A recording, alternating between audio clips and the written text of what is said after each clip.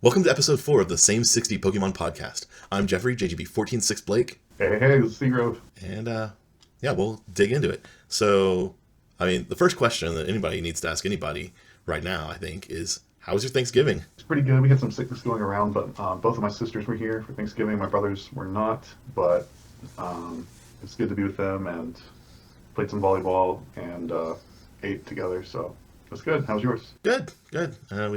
It's rather small compared to what I experienced as a kid, just because, all my family's just sort of not here anymore. And so we had Becky's mom and her mom's boyfriend over, and then myself and Becky, and of course our daughter Charlotte. And that was pretty much it. This year we got a smoked turkey. We didn't smoke a turkey ourselves. It was pre-cooked when we bought it. But I know as a kid, my uncle smoked the turkey himself, several years, and this was so much better. Oh my God, this was like a revelation in turkey. It was so good, dude. Seriously, Friday, I went back to Sam's and got another one to stick in the freezer so that a couple months down the line, maybe for Christmas or maybe just, random January night, we can just stick a bird in the oven for an hour and a half and have a delicious smoked turkey that'll last us a week. Yeah, don't tell your uncle. I don't know that I'm that brave. It'd also be weird to just randomly call him up when we don't even really talk since my mom died and be like, yeah, your turkey sucked. and it didn't, but in comparison. All right. So what about after Thanksgiving? I want to think, didn't you go to a cup? Yeah. So I guess we didn't do last week's. That's true. We did do last week's episode. We talked about the weekend that LAIC went down and what we were doing, respectively. But yeah, I brain farted and deleted the episode before I edited it. So all good. So I guess you can talk about both cups, perhaps. Yeah. So I went to a cup each weekend. One was about 30 people, one was about 20 people. And I got top 8 at one and second at the other, both with Iron Entei. I used the same list. I was focused on more consistency than pecks or anything like that, playing trekking shoes and such. So, yeah, pretty well overall. I like the 40 points, obviously, but I hate getting second, dude. I hate getting second. So. Yeah, I hear you. But, the 40 points are nice. And then top 8, hopefully I'll be replacing that at some point, but it's nice to at least get something on the board. Yeah, definitely. I lost 3 games over both tournaments. Two of them were to Mew, which is your worst matchup by far. And then one was to Roaring Moon. I played against a friend. He's playing Roaring Moon, and he drew very well, and I misplayed. I could have put 20 more damage on his Roaring Moon and then sent us into sudden death in preparation for the next turn, and that was my plan. But then during my turn, I just didn't do it. So I deserved that L. But yeah, other than that, misplay. And who knows if I end up winning the sudden death or not, or the tiebreaker match or not. But other than that, I got beat in top 8 to Mew, and I lost in the finals to Mew at the other one. And against both of them, I took 1 win, which was kind of surprising to me, honestly. You keep losing to Mew. Are you ever going to think about taking in a Drapion? Yeah, I'm thinking about it. Probably not for Cups, but maybe for San Antonio, we'll see. Depends on how big I think Mew is going to be. I think but the Mew doesn't even auto-win the matchup. The Drapion doesn't even auto-win the matchup. Just makes it even instead of unwinnable. Well, so going from a 95% loss rate to a 50% win-loss rate sounds like a good adjustment. Yeah, for sure. It's just if you think it's going to be. And then Charizard's my other bad matchup, but it's not nearly as bad as Mew, but it's pretty rough. Mm-hmm. So Devolution could help with that. Devolution TM. So we'll see. For sure. Well, cool. I know various members of our group. Give a shout out to them because they also did quite well in the latest cup. One of our guys took it down, so that was nice. 5 out of 8 of the top 8 were in our Discord. So yeah, that's pretty cool. Yeah. And I played against my closest testing partner on round 1. We got paired, and he had a deck list error.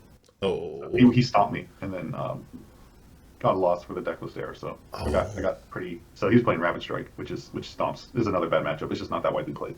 Yeah, definitely. For my part, the weekend before last, I think LAIC weekend, I didn't really do much of anything. Mm-hmm. I think that's right, because we'll redo a little bit of that discussion. I guess right now. So that was the weekend I was going to play in a cup, and I was actually going to take Iron Entei or Entei Valiant or whatever you want to call the deck. But I just couldn't get the deck to feel comfortable. So I ended up trying to work on some other thoughts. I couldn't get a deck to feel like it was going to perform for me. I couldn't find a play that left me feeling confident at all, and ended up just deciding not to play ultimately. Every time in the past I know that I've played when I wasn't feeling it, when I felt like I didn't want to be there, it just became a waste of money and time. Yep. And sort of ruined the day on top of that. Yep. So I chose differently for once and just said, nope, I'd love to play my heart and soul out at a cup, but that's not a possibility right now. And just showing up to be there. I did check in with one of the guys that was running it and made sure that it wasn't like a situation where, oh, they needed just one more player to hit a top 8 or anything like that. So it felt good to not be causing a problem by not being there. Yeah, but even if you are, it's fine. You just need to do what's best for you. Yeah, like, that's if true. you don't have a deck that you're comfortable with and you have something better to do, which is pretty easy to be the case, just do that other thing. Yeah, I agree. Like I say, in the past there have been numerous times for various reasons, ranging from like kind of just feeling sick, not getting nearly enough sleep the night before, and then traveling, like that. Numerous things that have left me going, I shouldn't be at this cup, but I'm gonna go for it because it was what I planned on doing, right. And then just being miserable and playing not well. But I didn't do that this time, and part of it too, the one deck, and so here's where I turned it around. The one deck that I really wanted to play, I had spent all week talking to everybody in the metro area trying to get electrodes, Hisuian Electrode Vs. No one in the Tulsa metro area had any. Well, I ordered some off of eBay, and I managed to do it right before the price really spiked. So I got full arts for like $3 a piece.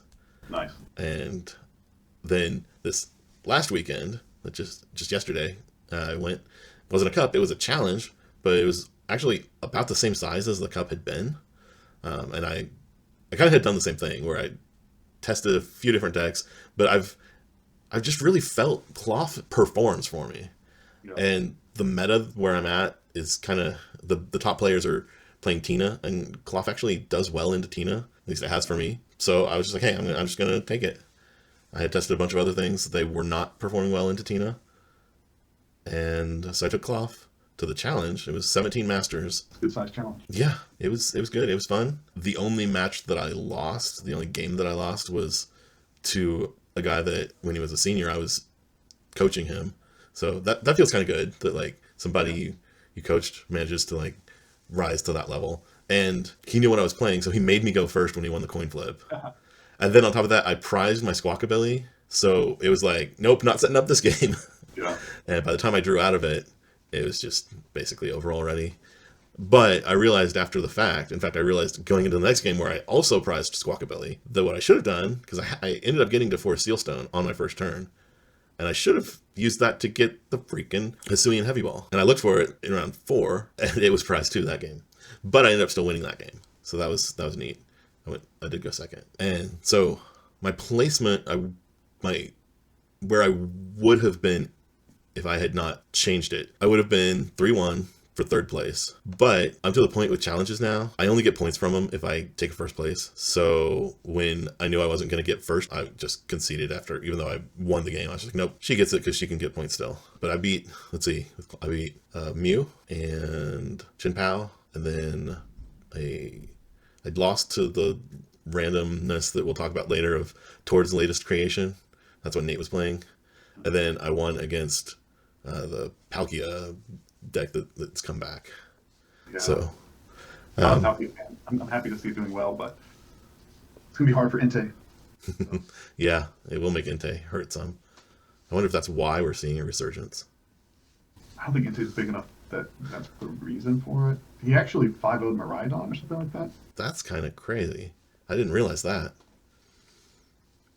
Yeah, I'll look it up. Something like that. Yeah, he played 7 Miraidons, tied 1, lost to 1, and beat 5. Jeez, okay. 5-1-1. That's crazy. That is crazy. Yeah, it does play Ice Rider, but I mean, he might have had to take it that direction in that matchup. I guess if he did it right, he could probably end up playing like an 8 prize game, forcing them to go through like the Palkia V-Star and 2 Ice Rider VMAXs. Don's going to be able to boss around enough, but he could probably do a 7 prize game. Okay. If he can go early into the Ice Rider. Yeah, okay. I imagine Don's going to play. Most Don lists can boss almost every turn, or at least escape rope. True. So backing up a step, since we missed last week, we didn't even talk at all about the developments of LAIC. How did it feel to see the deck that you were like warming up to go all the way to second place there. That was cool. I was getting second place at the same time as Noah was.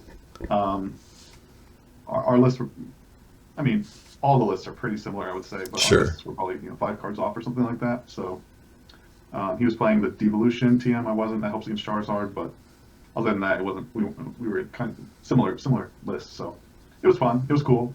And then I was kind of hoping that it wouldn't do so well in this weekend, which it didn't. So Hoping the hype will die.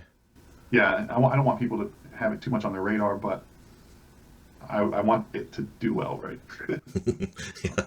You want it to remain a good deck, Good. but you want it to be more on the like unknown side or less known. So then the weekend that just ended, we had regionals in Australia, in Brisbane, and also in Gdansk. Yeah. And neither of them showed anything in the form of high finishing Entei Valiant decks. So you got your wish there. There's one in top 16, but of Gdansk, or however you say that. Oh, okay. But yeah, not much. I don't think Brisbane had any, which is, oh no, Brisbane had 2 in top 16 actually.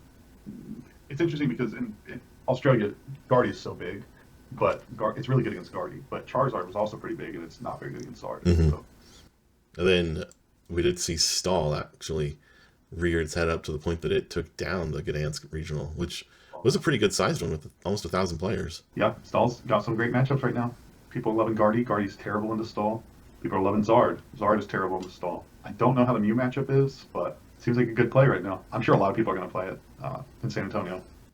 Yeah, definitely. I don't know. So far I have every single deck that I have ended up playing against the Snorlax Stall deck, I have done well with. I think I've dropped 1 game to it out of 15. And I don't know if that's because I keep playing against bad Snorlax Stall players or getting just like really lucky somehow, or if I'm just doing it right. And I'm sure it's a little bit of all three. Yeah, Iron Intei's good into it. So once I figured out the matchup, I haven't lost it since. Oh wait, I lost it once.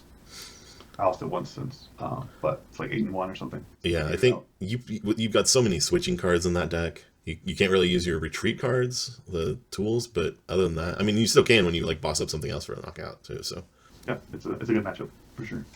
with most of the decks that I've faced it with, it's been a matter of just like going, okay, well, I'm just not going to put anything down and try to like keep shuffling my deck back together so I don't end up with Pokemon that make this unplayable for me. And it's worked out. You know, I've had games where I had to sit there and attack with like Squawkabilly if I didn't realize what I was playing against, or if I randomly started Squawk. Yeah. But I mean, eventually 20 adds up and you're getting every energy in your deck onto all the other Pokemon. So like that particular game, it was like suddenly, okay, well now I found a switching card and I'm just gonna take knockouts like crazy. Yeah.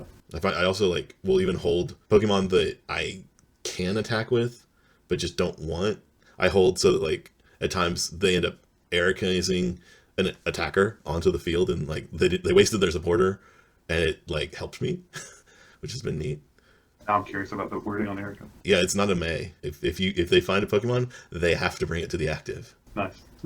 Just hoping to get it into the active. Yeah, I mean, I think that the 2 times that it's happened recently that I was like actually planning for it. One time they ended up catching Zeraora in my. Both of them were when I was playing Miraidon today. So one time they brought Zeraora, and one time it was Raikou. So both like Pokemon that can attack and like 2-hit KO the Snorlax, because I'm not filling out my bench, and it doesn't end up being a 1-hit KO with Raikou either. But that's enough, and then also being able to go back into Miraidon as the main attacker pretty easily anytime I bring something else, like boss something else up. So the other thing coming out last weekend that I said we were going to talk about and then didn't talk about yet, Tord decided that Guardy was not the play for once and went into the lost zone for a minute. Have you experimented, taken a look at the list that he piloted? I've looked at it. I haven't played it myself yet. I had some friends who played it. I don't think there was a single copy at my cup, but at the cup in Charlotte there were 4, I think, and it was Sunday. So Yeah. But no, I haven't messed with it myself. Looks good. Looks like it could give Entei some trouble. Yeah, I could see it giving Entei some trouble for sure. I've tried to play around with it a little bit this morning and lost my way back down to Greninja ranking before I was like, nope, going back to decks that I do well with. Yeah. I don't think it's probably the easiest deck to play anyways. No. It's not worth me putting time into right now, I don't think. I don't think so either. If I were going to San Antonio, I would definitely not want to waste my time giving it even a second thought, because I mean, maybe play against it here and there, which is just going to happen anyway. But beyond that, For those of you out there that aren't aware, the deck basically combines a Lost Zone engine, brings in just a swarm of different attackers for different options. It plays the Kyogre to do the game-winning Aqua Storm snipe, and Iron Hands to try to team up, take 2 prizes on single prizers. A Palkia V-Star to accelerate energy and potentially be a strong attacker, and a Roaring Moon to have that Oko anything capability. Yep. Lots of one-ofs, which makes me think of another Tord deck from days gone by, but we don't need to go down that path. Oh, one more thing about my cups. So I've been to 6 cups this season. Mm-hmm. I've topped 3 of them, and it was my last 3. So going into that, I was 0-3 on cups and feeling pretty bad about it. So after feeling like, I'm just not hitting cups, what is going on? Why am I not able to do this? And then, going to 1 with Charizard, and that went well, and then, or it was my second one with Charizard. I played it before I was ready with the list. I didn't understand the deck or whatever. And then 2 with Entei. So I think one thing I want to mention is that people get into ruts and then get down, but your level isn't shown at one tournament or even a few tournaments. It's shown over the course of a season or more. Don't let a few bad tournaments in a row make you feel like you're not where you should be or where you deserve to be or whatever. You're not as good as your best placement. You're not as bad as your worst placement. Definitely agree with that. I think that's important to say and to keep in mind too for a lot of people.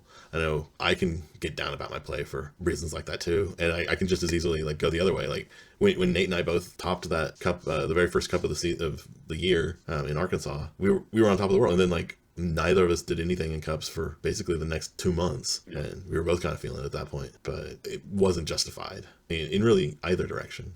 But I think your point there is very powerful and very important. So, do you have anything that you'd like to cover today before we get into the fun times? No, I think I'm ready. All right, so this is the last. We're going to change games and come up with something new next week, but we're ending out November with the last rank 5. That means that we both are going to answer, and the list is going to be randomly generated from hoopahideout.com with the Guess That Pokemon game that I have. I'm glad that we're redoing this because you absolutely dunked me last time.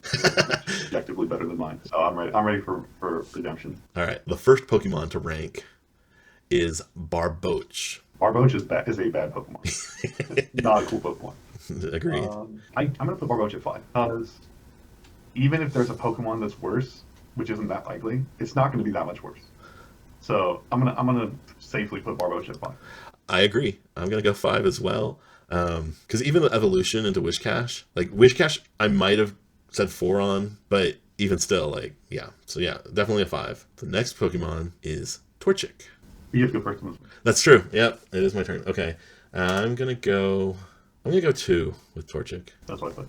Yeah, Blaziken is good enough that I'd go 1. And basically, that's kind of the logic I want to follow. I think is rank a pre-evolution 1 step down from where I'd rank the fully evolved form. Okay. So I'm feeling good about 2. Just so we don't end up with the same list, I'm gonna go 3. Oh, I see. I'm gonna count on having 2 bangers.